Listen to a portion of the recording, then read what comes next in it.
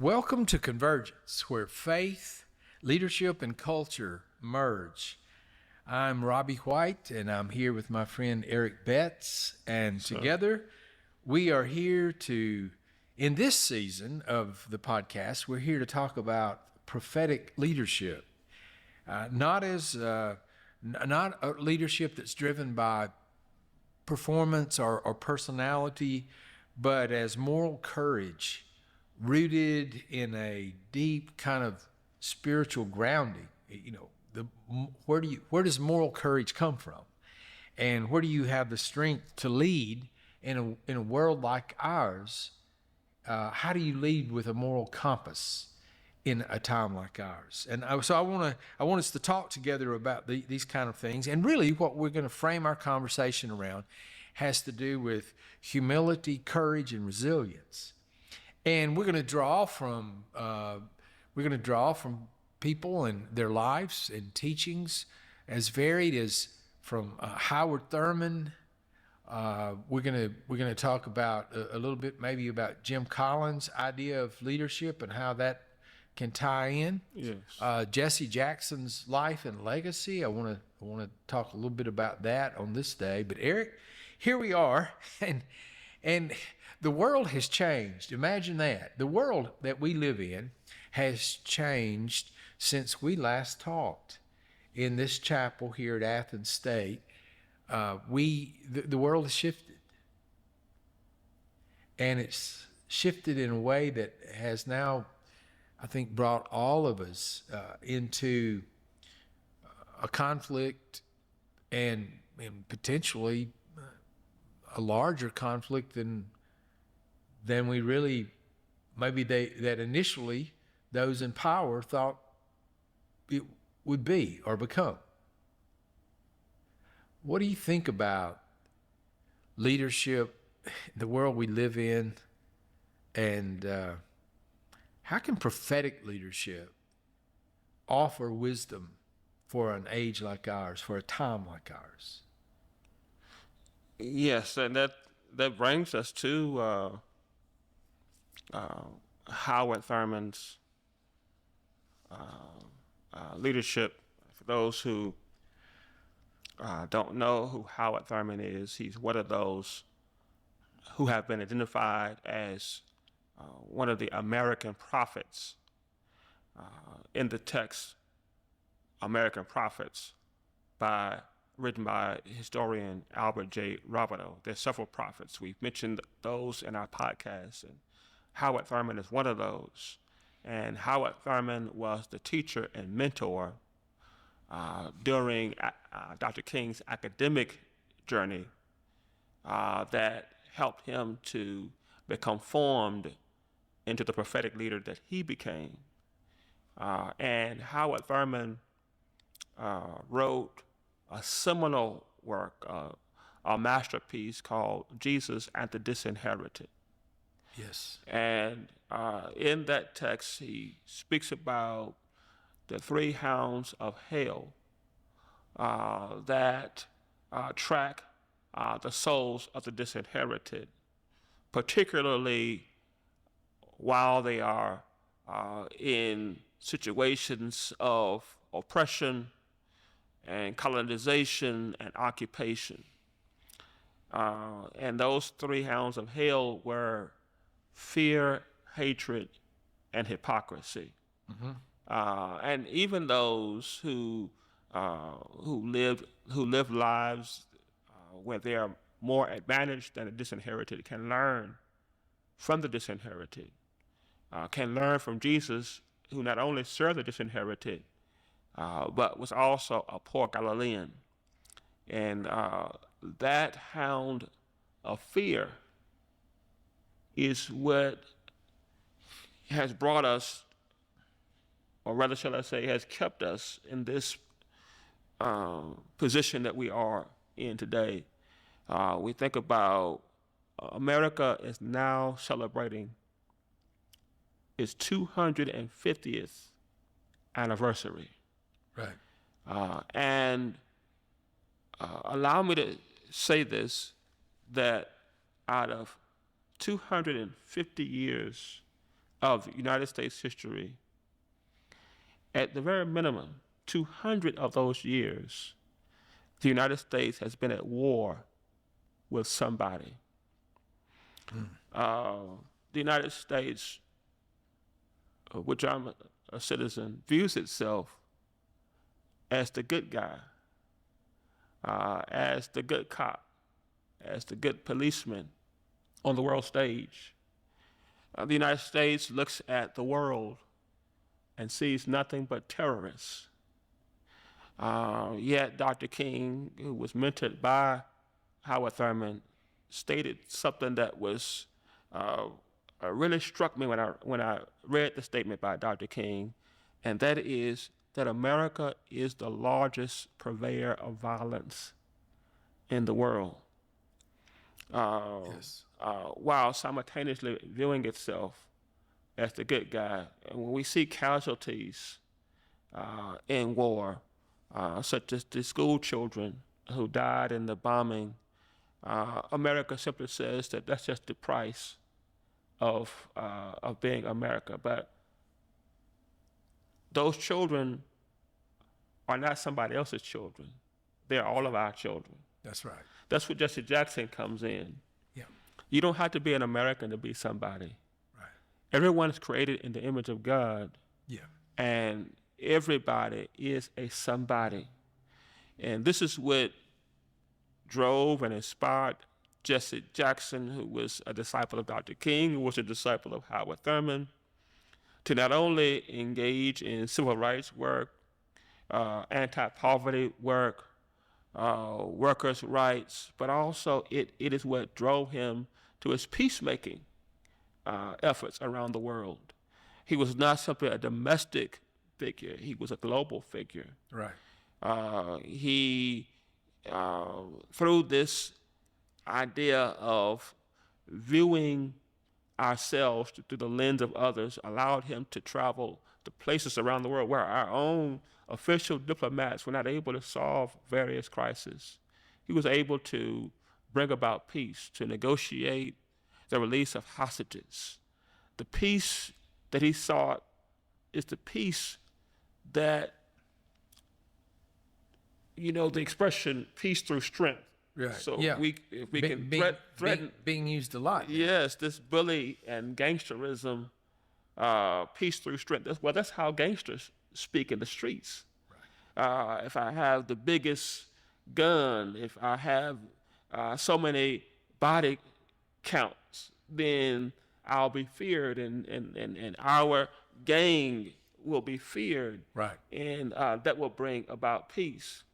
But true peace, and this goes to all religious traditions, can only come through justice. When Jesus said, right, "Blessed are the peacemakers," he wasn't referring to a peace that submits and cooperates with the most powerful. No.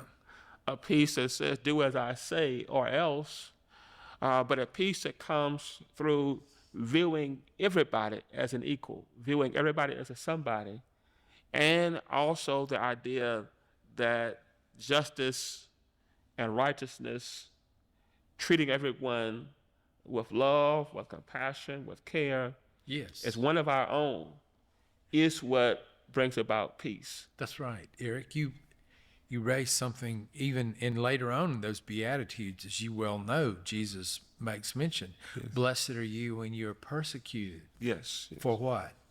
For righteousness' sake. Yes. For standing for justice. Yes. So Jesus knew, inevitably you try and live this out, you're going to run into this the opposition of the mentality that is threatened by.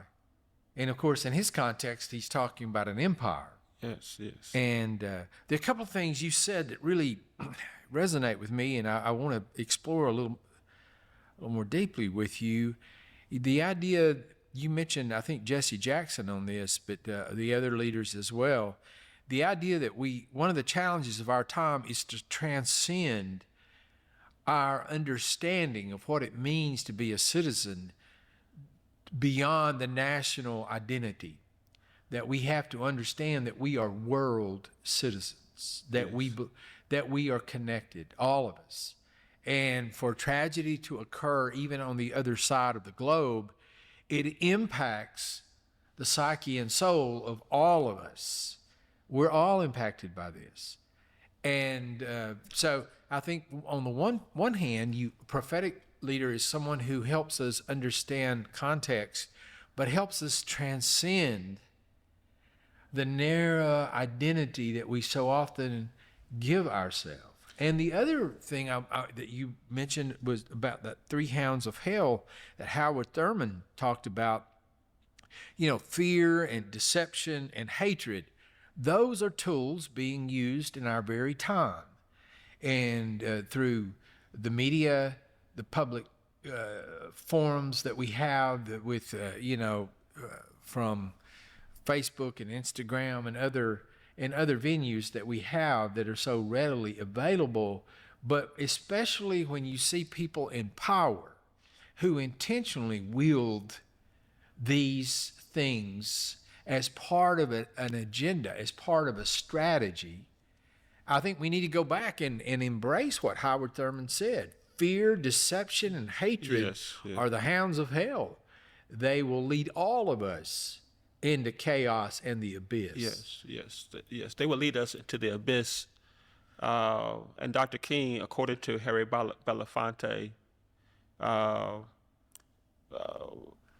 next sermon, if he were to have preached a sermon that Sunday, he had already sent it to his secretary. And the title of the sermon was America May Go to Hell. Right. And that's because with the concept that he had was that there's either chaos or community. Right. And we have to choose which path we're going to go down. And it seems that since King's death, that we have chosen chaos over community. When I think about the three hounds of hell, fear, hatred, and hypocrisy, we see all three as you've mentioned.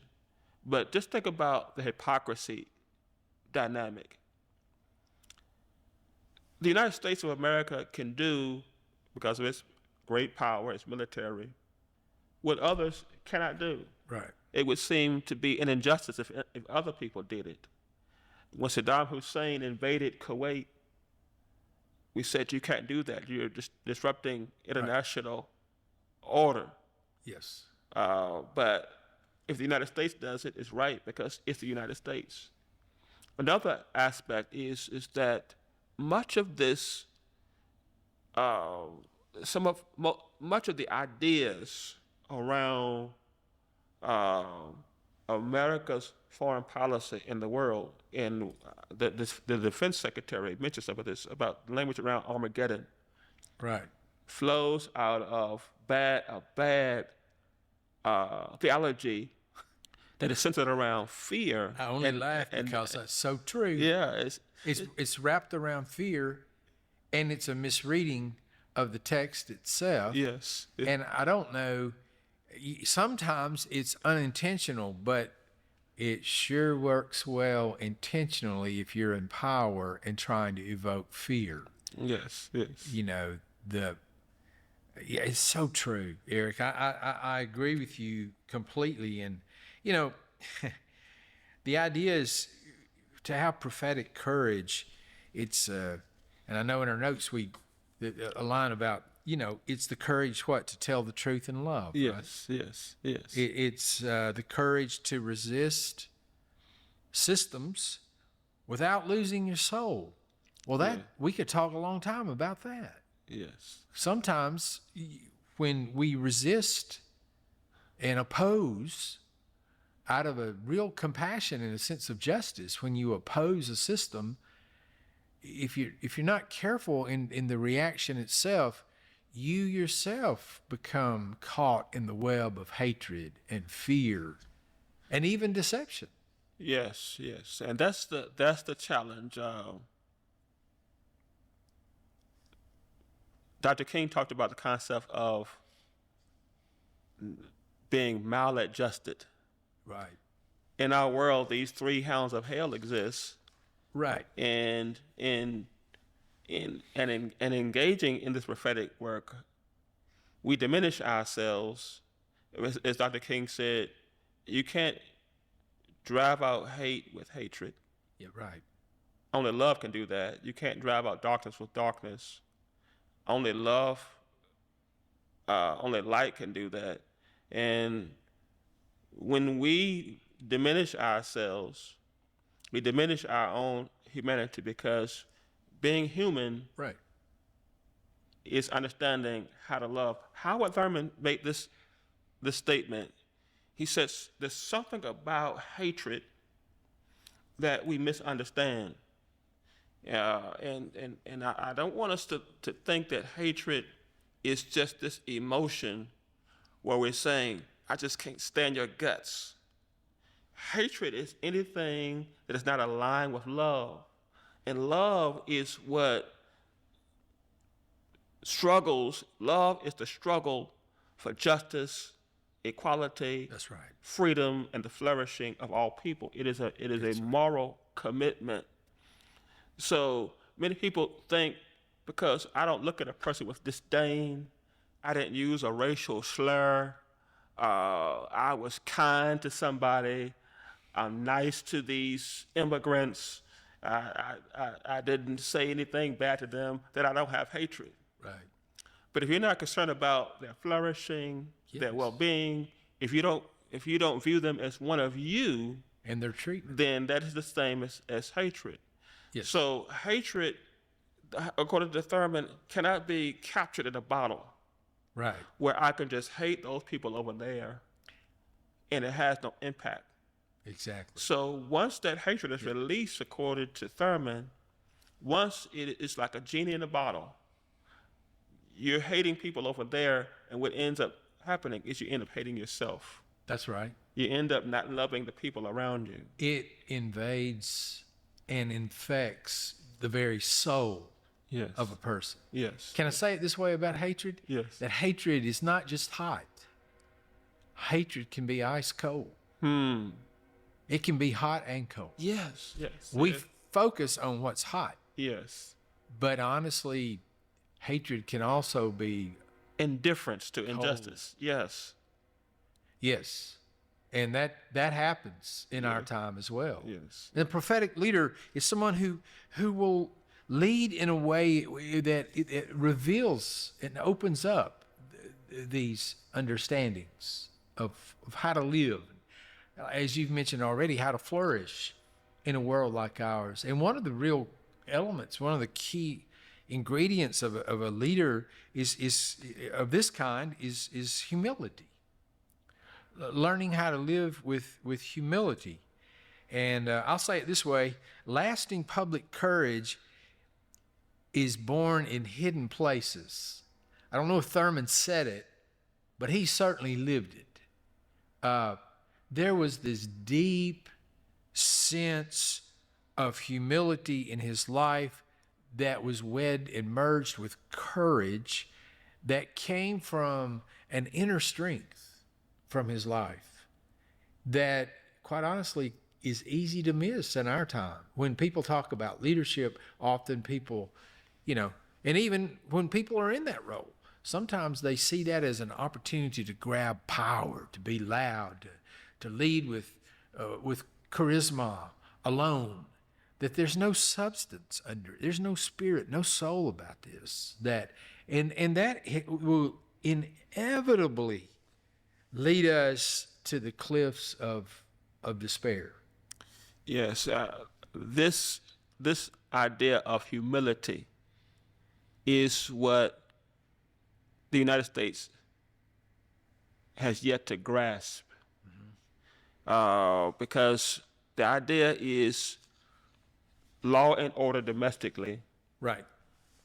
which has led to America being the largest prison, having the largest prison population per population numbers, based on population numbers, in the world. The world's largest jailer and the most militaristic. because of the idea that the stronger I come across, the more I can establish order. Right. But humility allows you to sit down across the table from someone who has competing interests. That's right. And view them as a brother. Yes. View them as a neighbor. And when people are respected, that's what Jesse Jackson was able to do. When there are those in this world in which we live, there are always going to be competing interests. Mm-hmm. But the ability to respect, to show respect to those, that's what diplomacy is. Diplomacy is not sitting down talking to your friends. Right. It's being able to talk to those who have strong competing interests. So humility is being able to know that I'm not above you. We are equals. Right. And for the poor, to let them know you're not beneath me. Right. And for the poor to see themselves not as being beneath because of what you have or you don't have, but that you are equal. That takes humility. Yes. Pride uses the position of those who are not educated, those who are vulnerable, those who are not as well informed, those who don't have as many resources. Rather than lifting them up, they would take advantage of that lack or that desperation. But humility sees us all as equals. Another thing also about humility is that humility is able to see yourself, no matter how big you are, as a small factor within a larger and within a higher purpose. And that's what faith is all about. Right. And we say here in the United States that we are a people of faith. Right. So first of all, faith says that if I respect everybody, if I love everybody, if I treat everybody with justice, it will not lead to my diminishment. Yes. Because that's the fear. Right. If we love everybody, if we respect everybody, if we treat everybody as an equal, if we don't believe ourselves to be bigger than what we are, then we will be destroyed. When in actuality, it is that pride, as the word says, that eventually will lead us to our fall. It led to the fall of Assyria. It led to the fall of the British Empire. It led to the fall of Rome in Jesus' day. Humility recognizes our place within this higher purpose, this larger narrative. That's so good. It recognizes that that those who have died have a place, and those who are coming behind. That's why Howard Thurman was able to be behind the scenes. He was a prophet, but he didn't have the headlines, so to speak. So humility understands that I'm accountable to those prophets, those leaders, those traditions that came before me, and I'm also accountable to those who will come after me, and all of those who are around me. I am a small piece of a larger puzzle, and I just want to be able to play my role within that larger purpose, that larger frame. I like that, Eric. And on the other, not on the other side, but the other aspect of humility. So often when you talk about humility, when you're in leadership, people think, oh, well, being humble means being weak. Yes. It means just laying down and being a doormat, and not resisting, not speaking the truth in love, not showing courage. That's not humility at all. Humility is the strength to yield in that sense, to serve. And as you were saying, to recognize that you are yourself a part of a cause far greater than you are. Or that your position has allowed you to be in the moment. Yes. That we're all working, at least in the ideal, we're working toward something far more just. Yes.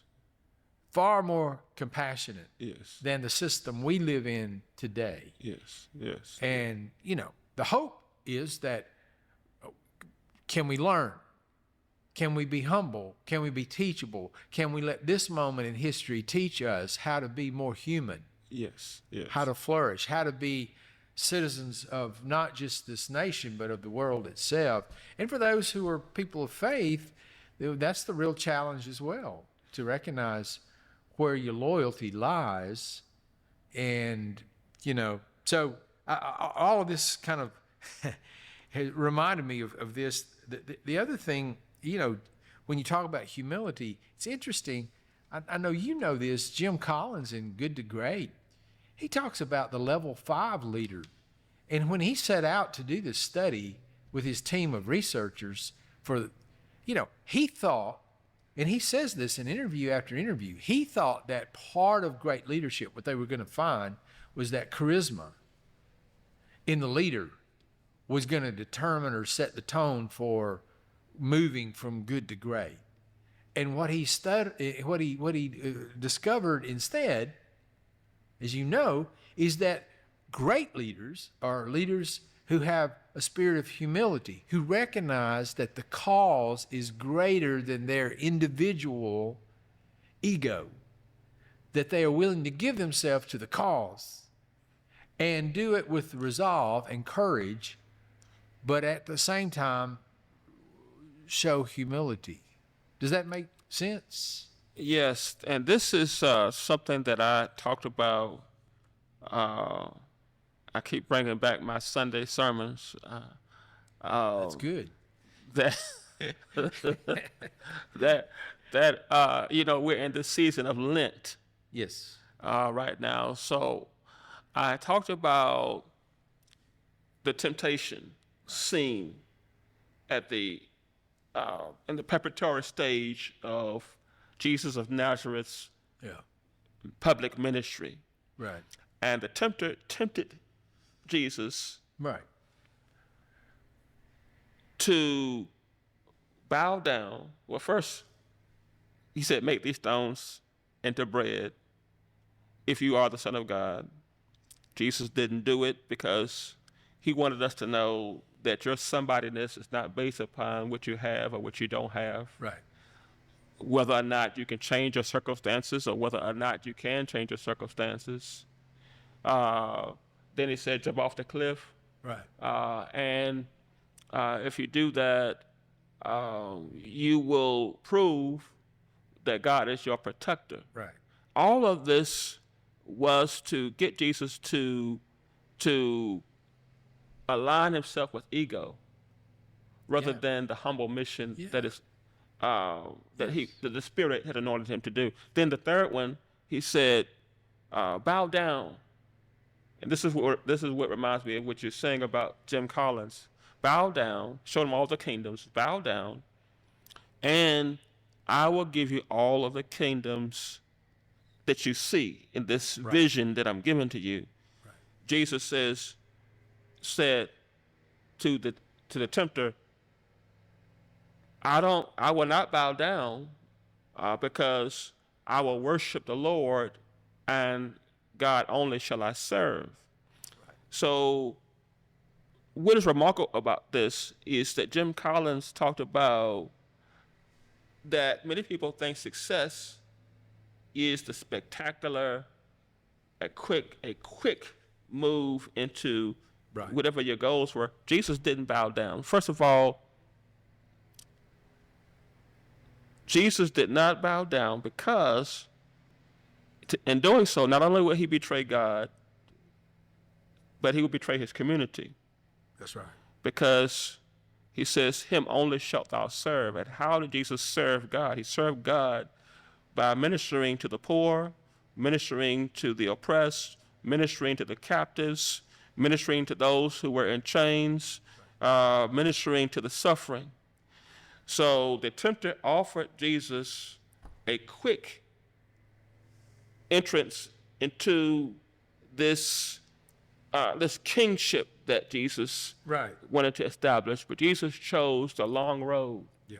He chose the road of suffering. He chose the way of the cross. Right. He chose to struggle with the oppressed and not to bow down and align with the oppressor. That's right. And And so in this, Jesus was showing this humility Yeah. by saying, I'm not interested in this kingdom. I'm interested in struggling with the oppressed in order to realize this vision for humanity.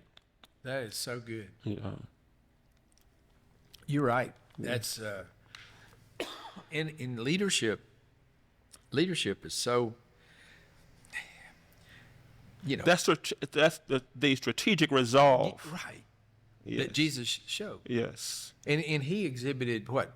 Humility. He exhibited strength, courage, and resilience. Jesus actually embodied all of those things in the kind of leadership that he offered. This is one more thing here that we're talking about humility in this time of war. You remember the scene when Jesus of Nazareth was with his disciples, and this goes to show the humility aspect. And he wanted to go into a certain village, and the citizens of that village disrespected Jesus, insulted Jesus, didn't show Jesus any kind of appreciation at all. And the disciples said, Jesus, shall we not call down fire, in brackets, bombs, on these people because of how they are disrespecting us and disrespecting you? And Jesus says, you don't know what spirit you are of. He says, I didn't come to destroy people. I came to save people. Right.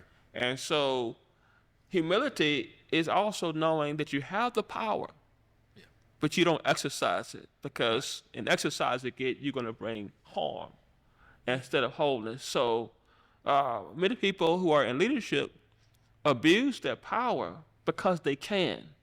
This is what one of our diplomats or one of our officials said. Well, why are we doing this? Because we can. Because we can. Humility recognizes that some things may be lawful, but they are not necessarily expedient. Oh, Humility says, I don't do it because I can. I do what is right. And I believe that if I do what is right, that it's going to work out not only for myself, my countrymen, but for the entire world. For the flourishing of the entire world, as you said. Yes. And that's so good. The fact of the matter is, and as we begin to think about this kind of leadership and humility in the world that we're in today, the idea is there has to be a certain depth and interior to the leader, a willingness to examine oneself, Yes. to recognize how easy it would be to be co-opted into the hatred of the day, to begin to allow all that to taint the leader. And so to be a prophetic leader is to really, as you said, it is to, with humility and strength and courage and a spirit of grace and love, is to lead people to a place where all people can live into a better reality, and not just some, not those who are in power. I mean, there's a lot we could talk about here, Eric. I mean, more than we can we're going to get to today. But I agree with what you've said about humility and courage. It's so needed in our time, and it's quite honestly a challenging time to live in. It is. As a leader. And as you said, it is easy to be co-opted. Yes. Especially in this age of AI and algorithms and propaganda, even patriotic propaganda, to be co-opted. Right. We must understand, and this is what Howard Thurman and King wanted us to understand, we have to learn how to be human together. Yes. If we're not human together, we can't be human at all. And nations come and go. Going back to what you said about citizenship, the map that I looked at when I was growing up is not the same map today. There are countries that are on that map. Changed. It's not the same as today. Right. But regardless of the map, we are still human. Yes. And until we recognize that our humanity is more important than our legal documentation or our birthright or place of birth, until we realize that we are all are threatened to, as King would say, perish together. Because he said we will either learn how to live together as family or perish together as fools. Exactly. It's words of wisdom that we all need with how to move forward, how to be a leader, how to offer prophetic leadership in our time. To do it with humility and courage, with a spirit of resilience, not to give up. Yes. I do think it requires an interior aspect to the speaker's life, to the leader's life, and then the other thing is, not to be so co-opted into this that you lose the moral bearing, the sense of what are you standing for? What exactly are you when you oppose someone or something? To know as a leader that there's a greater cause. Yes. That cause is justice and for compassion and equality in the world. And we quite honestly are seeing in our time how so many of those in leadership are there only to protect their power and to exert their will on others. That's not prophetic leadership. Yes. So often when people think about prophets, they think about people who were angry, or actually the prophets, did they not point us to a better way? They were pointing people to the covenant. They were pointing people to the steadfast love of God. They were pointing toward a better day. Jesus did this with his life. He talked about the kingdom. Yes. That aspect of living into. And as you were mentioning before we started our podcast, it's not that we've lived into that. It's not that we are even close. We don't arrive. We journey together. It's a lifestyle. It's a lifestyle. Yes. Yeah. Yes. Well, Eric, thank you so much for this conversation. Oh, I enjoyed it. And thank you for your insight. I think it's very helpful. It's helpful to me, and I hope as those of you who are listening or watching, that it will cause you to think more deeply about the times in which we are a part and what it means to be a leader, to be a prophetic leader in our time. It's so easy in our time to say anything that's perceived as critical of the nation is so often perceived by some as being less than patriotic. Yes. But really, if you think about patriotism, you're talking about a love of a people and a place with the hopes that we can live into the ideal of who we might be together in the world. And I don't mean for that to be the final sense of identity, as we've talked about already. There's a higher calling for us to recognize we can transcend that. But nonetheless, I would contend that to be a part of this country and to be a patriot is to speak truth and love, and to have the courage and resolve and humility to say things that quite honestly are uncomfortable for some to hear. Yes. And so I would think that what we need in our time is prophetic leadership. Yes. And that's a difference between patriotism and nationalism. But that's another discussion altogether. You're exactly right. Yes. Well, Eric, thank you again for the conversation. And we're grateful to have this time and thankful for those of you who've joined us. If nothing else, I hope it stirred something up for you, ideas to ponder in your own journey. And in case I forget at other times, behind the scenes here, we have Grayson, who is really someone who helps make all of this possible, and we're grateful for him as well. But thank you for joining us today on Convergence on the podcast. And Eric, until next time, indeed, prophetic leadership. Yes. Humility, courage, resilience. Yes, yes. Thank you for joining us.